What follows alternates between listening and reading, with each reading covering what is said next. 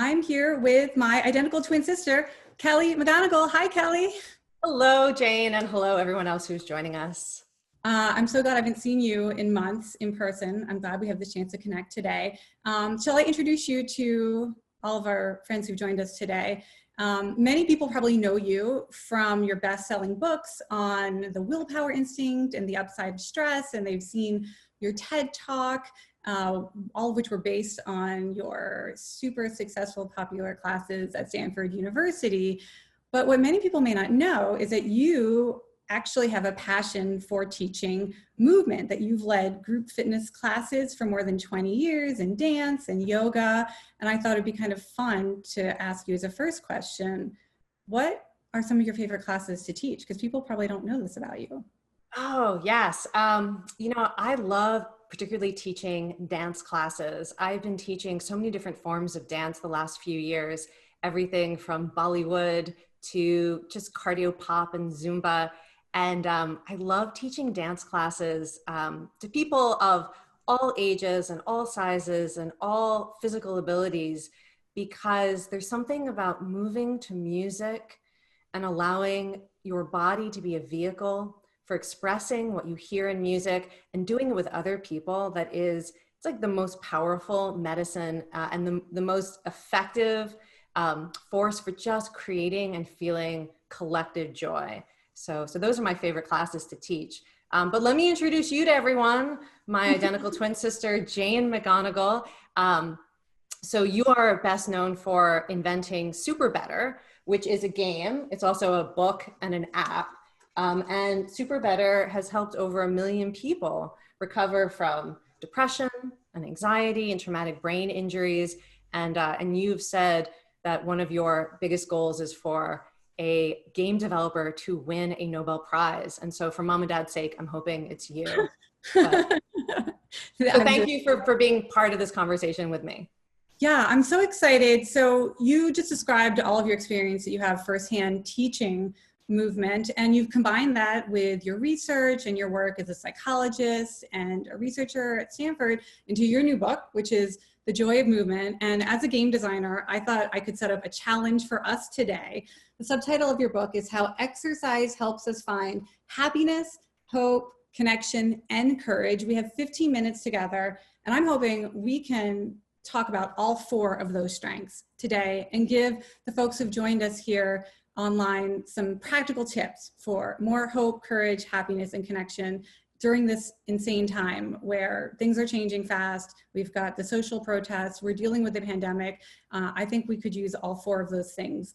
And if movement can help us find it, that's what we should do. Does that sound like a challenge? Yes, challenge accepted. And again, for those who are with us today, let me say I'm talking to you if you have a body, whatever body you are living in right now, even if you have obstacles to moving, including things like chronic pain, injuries, disabilities, mental health challenges. I am talking to you, I promise. So let's start. Give me your first one. Thank you. Well, you have this great line in your book on endurance sports that hope can begin in our muscles, which normally we think of hope as being in our heart or our brain. How does it start in our muscles? Yeah, so this comes, this is research that I think is actually the most fascinating insight into what it means to be human in like the past century. And it has to do with the biology of your muscles. So most people think of muscles as these slabs of meat that move your bones around. But what scientists have learned in the last decade is that your muscles are like an endocrine organ. They actually manufacture and secrete all of these chemicals into your bloodstream that affect every system of your body. And the most helpful molecules that your muscles can release happen when you exercise, when you contract your muscles. And some of these molecules, they're actually called myokines.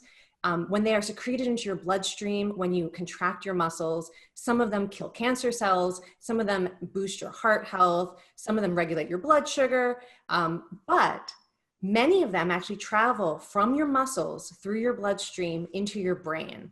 And their primary effect in the brain is to act as a quick antidepressant. So these are molecules produced from your muscles when you contract them in any form of activity, dancing, walking, weightlifting, swimming, whatever. And in your brain, they quickly act as an antidepressant, reducing despair and anxiety. And in the long term, they actually change the structure of your brain to make you more resilient to stress and even to trauma. And one of the first papers I found a few years ago, published in a biology journal, they actually dubbed those molecules hope molecules. This idea that every time you contract your muscles in physical activity, that you are literally giving yourself an intravenous dose of hope. And that every time you choose to move your body, even if you're putting one foot forward in front of the other on a treadmill, or you're having a dance party in your living room with your kids, or you're lifting things that are heavy, like whatever you're doing, you can literally create the biology of hope. And I think that is absolutely miraculous. And it is a perfect example of both how humans are meant to move, and also why sort of whatever it is you're able to do in the body that you have, whatever it is you enjoy, that movement is healing. And you don't have to find like the one movement plan or exercise type. It's not how many calories can you burn. It's literally just about engaging with life through your body with your muscles. And you're making me feel really happy now that one of the main ways I've been moving since the stay-at-home order is lifting up my kids, who weigh 50 pounds now each, and spinning them around. They want to get kind of spun around until they get dizzy. And so, I'm contracting my muscles. It's a little bit of lifting, it's a little bit of dancing. But I love that your message lets us know that any kind of movement counts. And I wanted to ask you about happiness. And, I think a lot of people think that to get sort of happiness, chemicals from exercising, we have to sprint a 5K and get a runner's high. But you write about in the book much simpler ways that just a little bit of movement can boost the happiness. Can you explain? Yeah. So again, if we want to keep it in the realm of brain chemistry for a second, but we should also talk about what movement. Actually, let me just start there, because we've already done a little bit of brain chemistry. And when you talked about, lifting up your girls and spinning them around, something else we need to keep in mind is that movement has meaning, because movement is using your body to engage with life. And so when you lift something heavy, first of all, you sense your own strength. And there's something amazing about literally sensing your own strength. When you lift someone you love, you're literally lifting up someone you love. That has meaning. It's like, it's a metaphor. And if you're spinning around someone you love and they're smiling, right, you're getting joy radiated at you. So one of the things we should say about the joy of movement and happiness is, first of all, yes, we can work with your brain chemistry, but sometimes it's as simple as, what's a movement that has meaning to you, or what's a movement that you enjoy?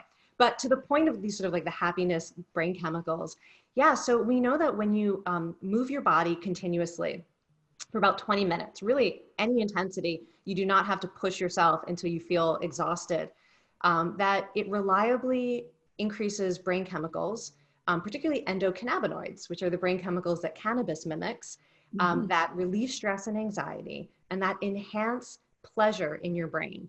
And endocannabinoids also particularly enhance the pleasure that we get from social connection. So it feels better to hug someone.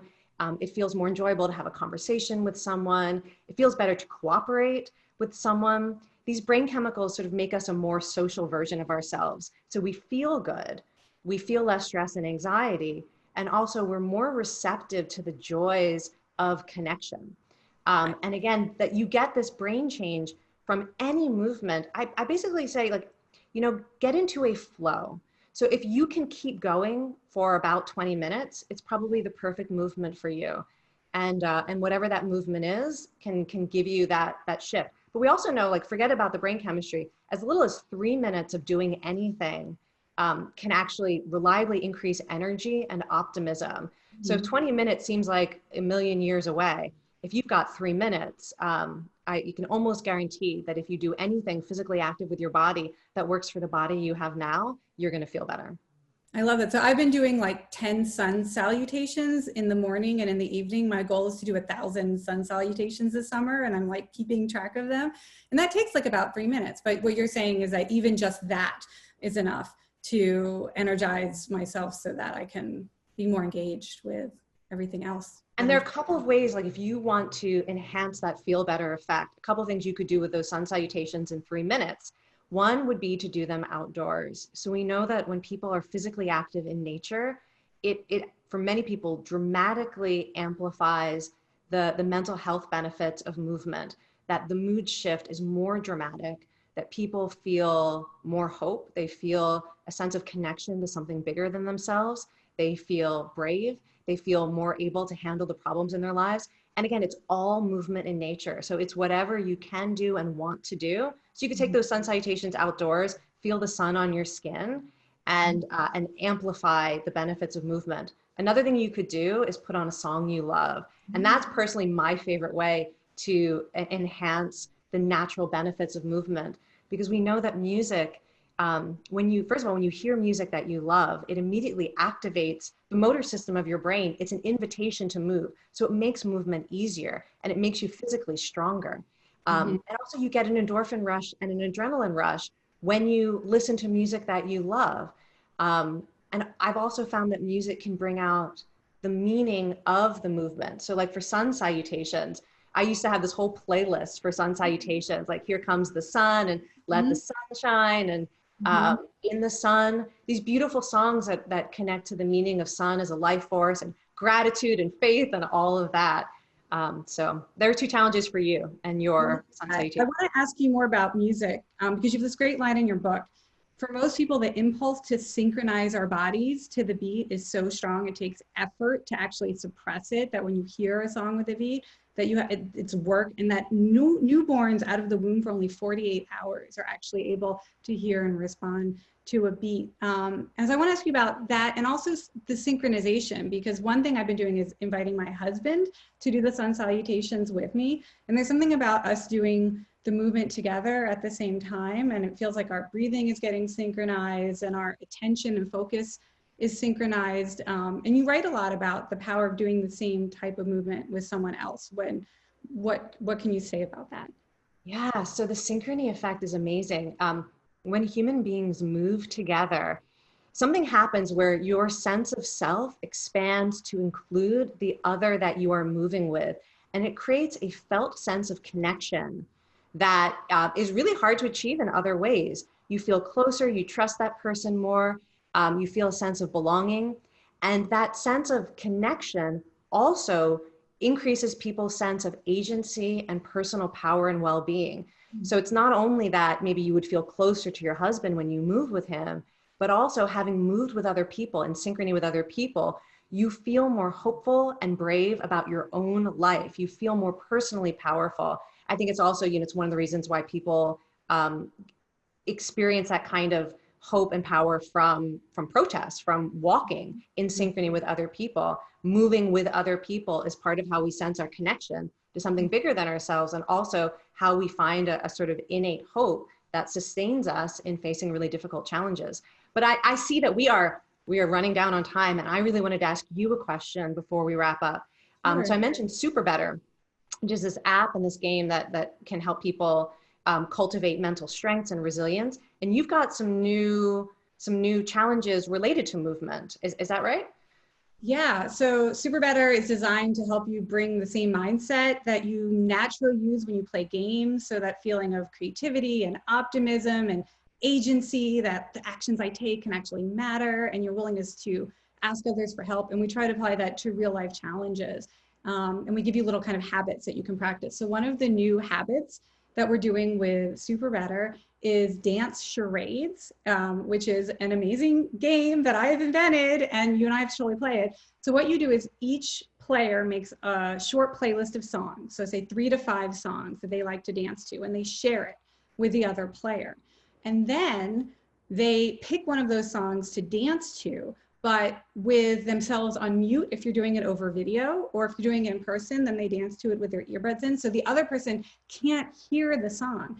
And just based on how you're dancing, they try to guess which song you're dancing to. And you kind of have to synchronize, so you're watching someone dance and you're like, okay, which song is this? And you kind of flip through the songs and try and figure it out. And so it kind of involves that synchronization that you're talking about. It involves a little bit of courage, because you have to be willing to let other people see you dance, which for some people, like myself, requires some courage. And it's a really short game. You can play, it's just a few minutes, but maybe you can squeak out some of those happiness molecules. So that's something that you can play. in the SuperBetter app, or just, you know, take the rules and play it with your friends and family. Great. I love it. I hope some of the people here today will do that. I hope you will do it with me. Yes, I look forward to dancing with you. Thank you so much. Thank you, and good luck to everyone at home.